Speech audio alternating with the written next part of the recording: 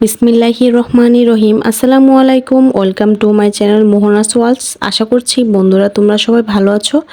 আল্লাহর রহমতে কিন্তু আমি খুবই ভালো আছি। নতুন একটি রেসিপি নিয়ে আবারও হাজির হয়ে গেলাম তোমাদের সামনে।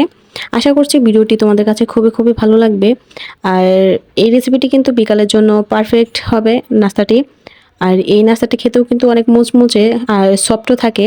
তো এটা মেন তৈরি করতে কিন্তু আমাদের আলু লাগবে আর নুডলস তো লাগবেই। তো চলো তাহলে আমি যেভাবে নাস্তাটি তৈরি করে নিব সেভাবেই কিন্তু তোমাদেরকে আমি এখন দেখিয়ে নিব।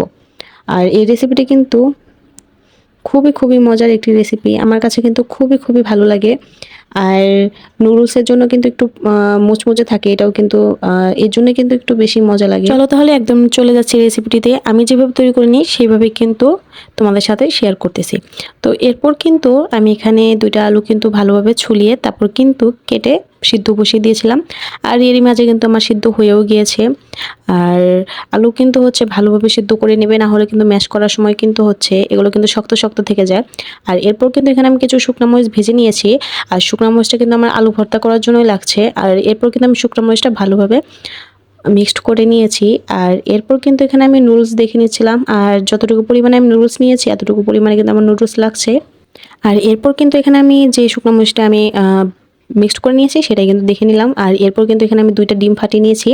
আর দুইটা ডিমের মধ্যে কিন্তু এখানে আমি কিছু শুকনো মরিচের গুঁড়াও কিন্তু আমি এখানে দিয়ে দিয়েছি। আর এরপর কিন্তু আলুগুলো কিন্তু আমি ভালোভাবে মিক্সড করে নিব। তো গরম আলু কিন্তু মিক্সড করার জন্য কিন্তু কাঁটা চামচ দিয়ে ভালোভাবে মিক্সড করা যায়। আর এর সাথে কিন্তু আমি একটা ডিমও সিদ্ধ করে নিয়েছিলাম। তো আলুর পরিমাণটা যতটুকু পরিমাণ হবে এতটুকু পরিমাণে কিন্তু তোমরা হচ্ছে সব কিছু নিয়ে নিবে, আর ডিম তখন বাড়িয়ে দিবে।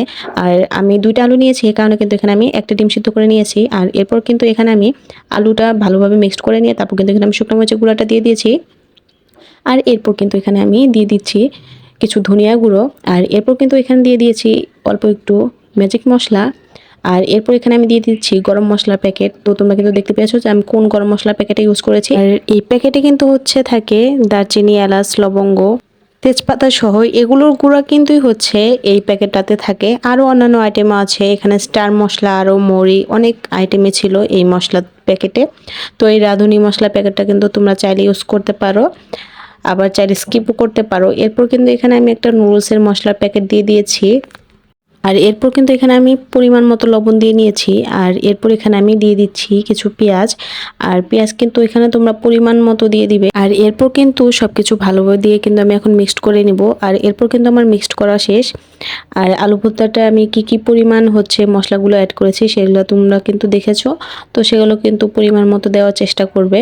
আর এরপর কিন্তু এখানে আমি আলু ভর্তাটা হাতে নিয়ে তারপর কিন্তু এখানে আমি এর মাঝখানে হচ্ছে একটু জায়গা করে নিয়ে তারপর কিন্তু এখানে একটি ডিম দিয়ে দিচ্ছি। আর যে ডিমগুলো আমি স্লাইস করে কেটে নিয়েছিলাম সেই ডিমটাই কিন্তু আমি এখানে দিয়ে দিচ্ছি। তো তোমরা চাইলে কিন্তু স্লাইসগুলো আরও বড় করে কেটে নিতে পারো বা পিস ছোট করে নিতে পারো।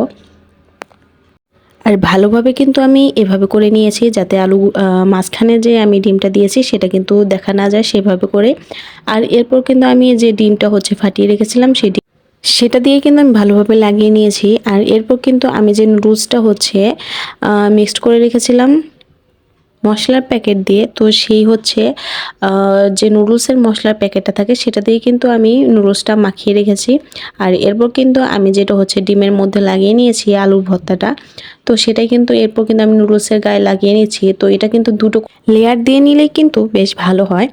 আর তাতে কিন্তু জিনিসটা কিন্তু অনেক ক্রিস্পি হয় আর হচ্ছে খেতেও কিন্তু বেশ মজা লাগে।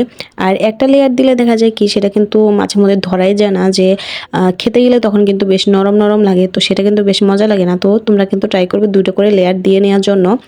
আর এভাবে করে কিন্তু আমি সবগুলো কিন্তু বানিয়ে নিচ্ছিলাম। আর আর আলু ভর্তাটা কি পরিমাণে আমি নিয়েছি, মানে কতগুলো আলু আমি সিদ্ধ করে নিয়েছি, দুইটা আলু। আর তোমরা কিন্তু যতগুলো মানে সেই হিসাবে কিন্তু তোমরা এটা বানিয়ে নিবে। আর এটা কিন্তু খেতে যদি বেশ মজা লাগে তাহলে কিন্তু দেখা যাবে কি অল্প সময়ের মধ্যে কিন্তু শেষ হয়ে যাবে। তো এভাবে করে কিন্তু তোমরা কিন্তু করে নেবে। আর আমি যেভাবে করে নিয়েছি সেভাবে ট্রাই করলে কিন্তু একমাত্র ভালো হবে। আমার এই ভিডিও যদি তোমাদের কাছে ভালো লেগে থাকে অবশ্যই কিন্তু একটু লাইক, সাবস্ক্রাইব, কমেন্ট করে পাশে থাকবে। আর নেক্সট ভিডিও পাওয়ার জন্য নোটিফিকেশন অন করে রাখবে। পাশে থাকা বেল আইকনটি কিন্তু বাজিয়ে রাখবে। আর এভাবে করেই কিন্তু আমি সবগুলো একসাথে করে নিয়েছি। আর ভালোভাবে কড়াইটা কিন্তু গরম করে পরিমাণ মতো তেল দিয়ে নিয়েছি। আর এটা কিন্তু তোমরা চাইলে ডুবো তেলে কিন্তু ভেজে নিতে পারো। তো ডুবো তেলে ভাজলে কিন্তু বেশি ভালো হবে। আর এটা কিন্তু বেশি নাড়াচাড়া করতে হবে না। তো এরপর কিন্তু আমি পরিমাণ মতো তেল দিয়েছি। যতটুকু পরিমাণ আমার লাগে তো ততটুকু পরিমাণেই আমি দিয়ে নিয়েছি। কারণ বেশি তেল দিলে দেখা যায় কি এটা যখন লাস্টে পুড়ে যাবে, তো ভাজা যখন শেষ হয়ে আসবে তখন তেলটা অনেক কালো হয়ে যায়। তো এই কারণে আসলে আমি একটু কম তেল দিয়েই নিয়েছি। আর এরপর কিন্তু এগুলো কিন্তু আমি ভালোভাবে ভেজে নিব। আর আমি কিন্তু ২ বারে কিন্তু ভালোভাবে ভেজে নিয়ে কিন্তু আমি উঠিয়ে নিয়েছি সবগুলো। তো এরপর কিন্তু তোমরা কিন্তু দেখতে পাচ্ছ যে তেলটা কিন্তু কালো হয়ে এসেছে। তো আমি ফার্স্টে যেগুলো ভেজে নিয়েছি সেগুলোর কারণে কিন্তু এরকম হয়েছে। তো এরপর কিন্তু সবগুলো কিন্তু আমার ভাজা শেষ।